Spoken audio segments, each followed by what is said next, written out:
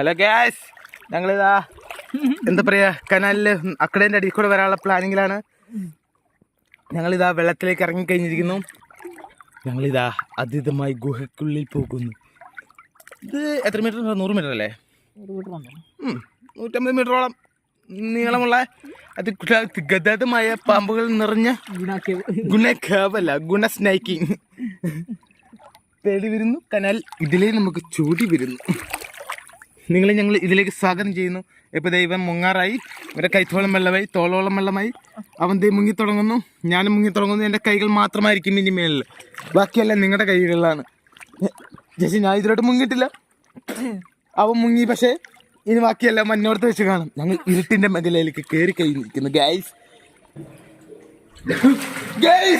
ഞാൻ മുങ്ങിപ്പോകുന്നു. ഗൈസ് നിങ്ങൾ കാണുന്നില്ലേ ഈ വെള്ളത്തിന്റെ നടുവിൽ ഞാൻ പെട്ടിരിക്കുന്നു. ഗൈസ് ഇവന്റെ കൈകൾ മാത്രം, തലയോ കാണുന്നില്ല, വെള്ളച്ചെതറിക്കുന്നു.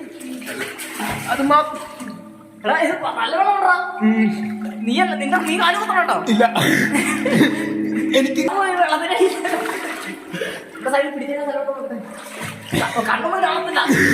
നീ അങ്ങോട്ട് നിന്നാ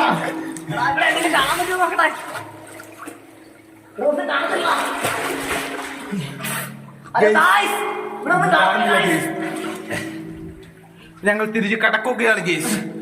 പക്ഷെ ഞങ്ങളെ കാണത്തില്ല ഗൈസ്. അതെ, ഇരുട്ടാണ് ഗൈസ്, മൊത്തം ഇരുട്ടായതുകൊണ്ട് ഞങ്ങളെ കാണത്തില്ല ഗൈസ്. നിങ്ങളിത് കാണുക guys.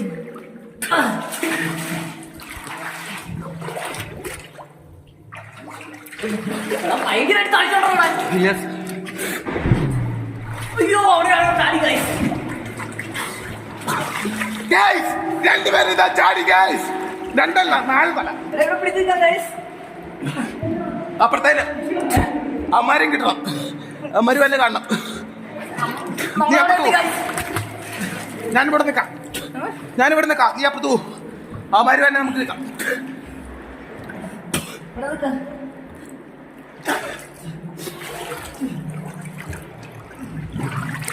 Hello guys,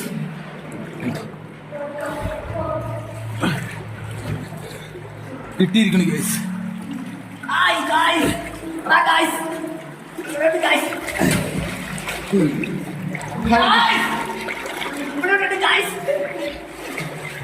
hello guys, നമ്മൾക്ക് ഇത്രയും സ്ഥലം നീന്തിയാണ് ഗൈസ് വന്നിരിക്കുന്നത്. നീന്താൻ പറ്റിയില്ല, മുങ്ങി പൊങ്ങി. അതെ, അവർക്ക് വേണ്ടിയാണ് നമ്മൾ ബൈക്ക്. നമ്മളെ ഫ്രണ്ട് അല്ലെങ്കിലും ഇവിടെ വന്ന് കുളിക്കുന്നവർ നമ്മുടെ ഫ്രണ്ടാണ് തിരിയിരിക്കുന്നു ഗൈസ്.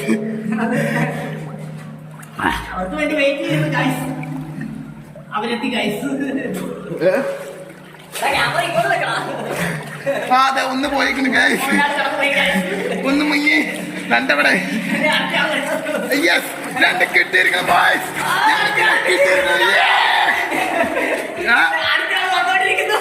എവിടെ കാണുന്നില്ല.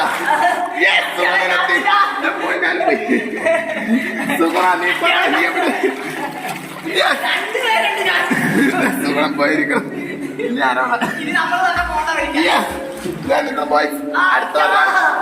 ഇനി ഞാനാണുള്ള ബോയ്സ്.